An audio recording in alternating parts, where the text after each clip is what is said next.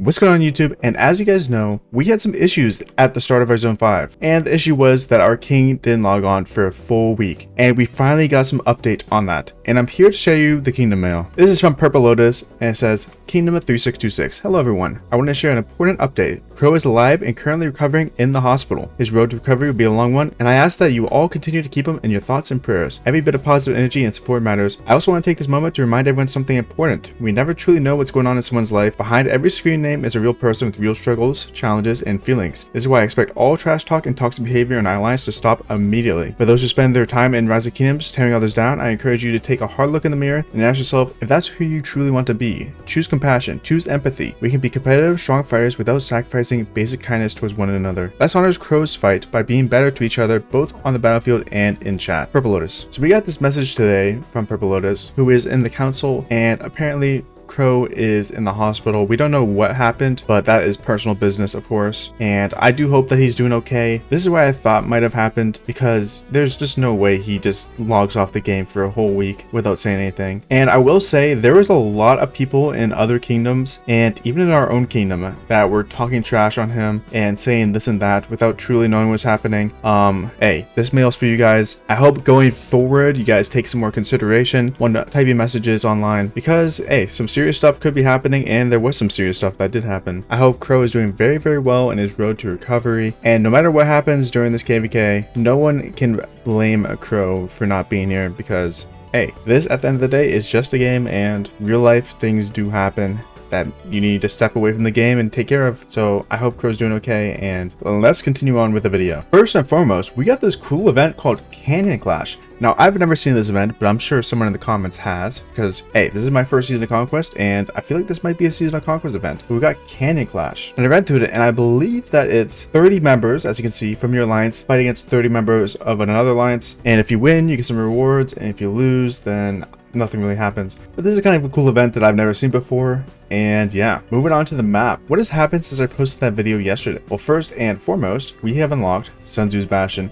Now you may see I haven't done any daily quests yet. Reset just happened. Don't worry, I have not missed a single Bastion quest since I started playing this KVK. We're all good. We did unlock Sun Tzu's skill yesterday, and we have 3 more Bastions to do. So that is crazy. We got a lot of work to put in, and hey, the rewards will be definitely worth it. Now I also want to note that look at this guy's zone. As you can see, Earth Camp has started placing down a ton of flags. I actually learned on live stream that this was called carpeting. So what this does is you place down a ton of flags, and then your opponent, if they take the pass, they can't fort drop inside your zone. So this is a very common strategy, and it makes the pass less dangerous, because if they take the pass, unless there's a wall jump somewhere or they could fort drop somewhere, then taking the pass is not that scary because they have to burn through this way. So I think every single zone except Wind Camp will drop flags across their entire zone. Water Camp will do it, Earth Camp will do it, us and Fire Camp will do it, and it'll look kind of like a carpet, and there'll be flags everywhere, and you won't be able to fort drop anywhere. And I actually thought this was a really interesting strategy, and it made me wonder who was the inventor of this strategy. Who did this first? Because it can't just spawn out of nowhere, and there's no way that it was by design in the game, that this method was like written into the game, like, oh, this is what you should do. No, someone had to think of this, and that person is a genius. Who thought of this? I really want to know. If you guys know who thought of this carpet strategy, please tell me in the comments. Tell me what kingdom, what player, because they deserve to be recognized, and I'll mention them in the next video, because that is crazy. But yes, as you can see, we do have altars opening up here in a second, and altars will be a big fight if they choose to fight us. Now, at the moment, I don't even know if these altars will actually have much fighting, because they might save the resources and troops and stuff for the pass openings, but we could get some good fights in these altars, and I'm really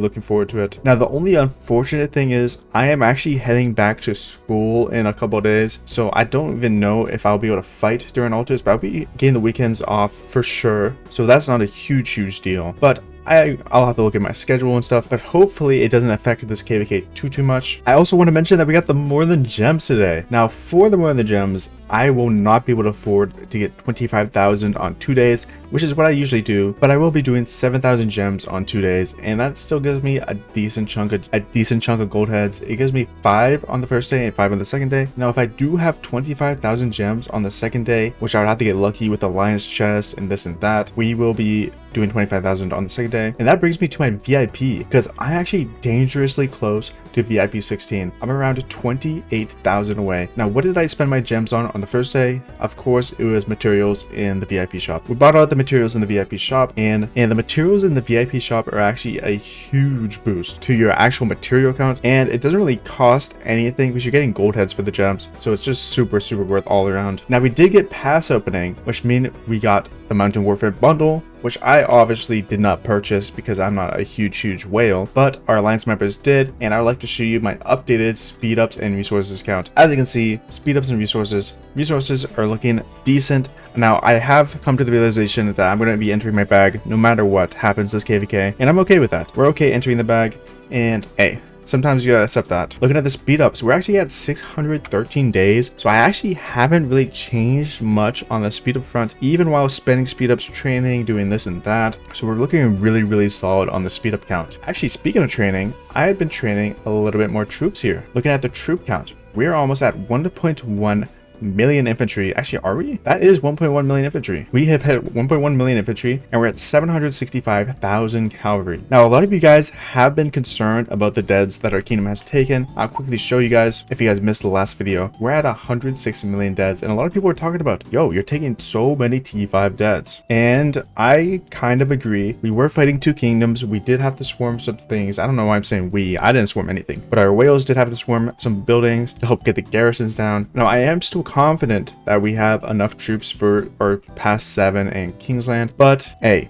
you never know what's going to happen, and I've never played Season of Conquest before, so there could be a lot of things that happen that I'm just not aware of, and that does include how many troops it actually takes to fight Kingsland, fight past 7, fight this and that. So I guess this will be a learning experience for me, and I guess I'll see how much it really costs. But we're at 2 billion resources spent personally. This is the breakdown. Not that much gold, as you know. I'm running T4 cap, and I'm running mixed T4 T5. Now, I actually watched Shappy Gaming's account update review kind of thing with Ploto Gaming. If you guys haven't seen that video, it's really good. It's like a 20-minute account breakdown of Shappy's account, and Ploto's going over it, and he did mention that if you want to get KP, you gotta run T5, full T5. It may not be the most efficient, it may not be this and that, but if you want to get KP, that's what you gotta run. So I believe once Kingsland starts, we will be running full T5 in Kingsland, at least for the infantry. For the cavalry, we'll probably still be running T4, but hey, we're making some progress here. Looking at our deaths, we're still at 300,000, which is not that much, and we're actually gonna get 50% back. Is this normal? 50% back? I think it's typically like 30 to 40, right? 50% seems a lot, so taking deaths in KVK actually seems super worth. Going to our support skills. This is a big update because we actually got Sun Tzu, so now we have our main infantry support skills all gotten. Sun Tzu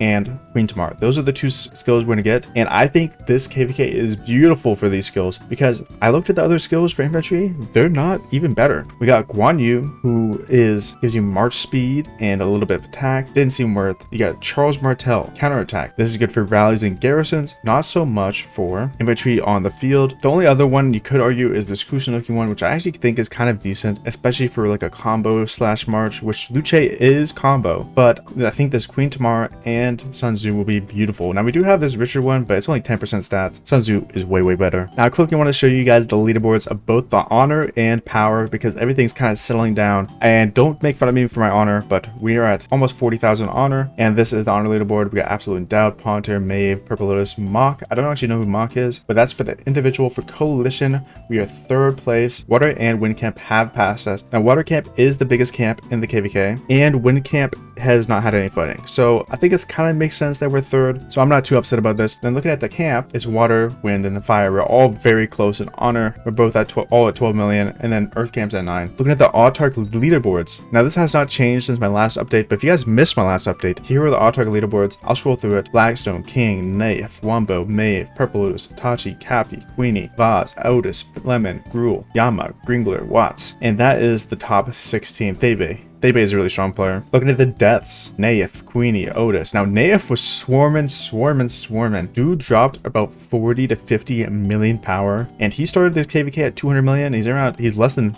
150 now. So he's been swarming hard, but I know he might have trained a little bit recently, but we'll check the leaderboards in a second. We got Naif, Queenie, Otis, Blackstone, Jerry, Purple Lotus, BRG, Wet Daddy, Pooty, Rotten Momo, Evil Mishka, and the list goes on and on. Now, some of these players in the top got zeroed. Their cities just got attacked. Jerry is one of them. I don't think any of the other whales, like Purple Lotus, BRG, Pooty, got zeroed, but maybe some of these guys up here, because I don't even recognize Rotten Momo. He might have gone zeroed, but that is going to happen in the first season of Conquest KVK. Looking at the heal points, obviously Naif, Blackstone, Queenie, King, Maeve, Otis, Vaz are all going to be up here because they are up here on the kill points. Now looking at the occupation point leaderboard, I have no clue what this means, but I'm assuming it is buildings captured, and 09 has the most, then us, then 17, then DB, and so on and so forth. I don't think this leaderboard matters too much. I don't really know what the rewards are, but hey, we got that.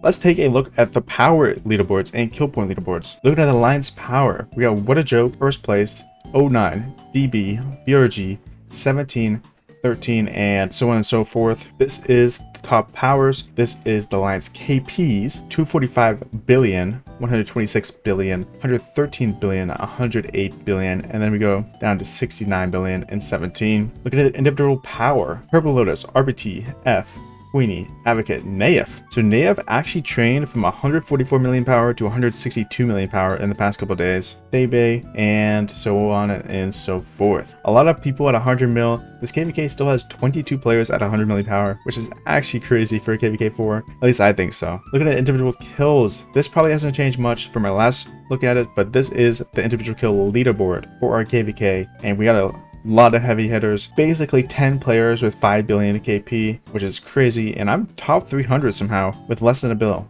So I'm pretty happy with that. Anyways, that's it for this video. If you guys enjoyed, make sure you leave a like and subscribe. I hope Crow's okay, and hey, I'll see you guys in the next one. Peace.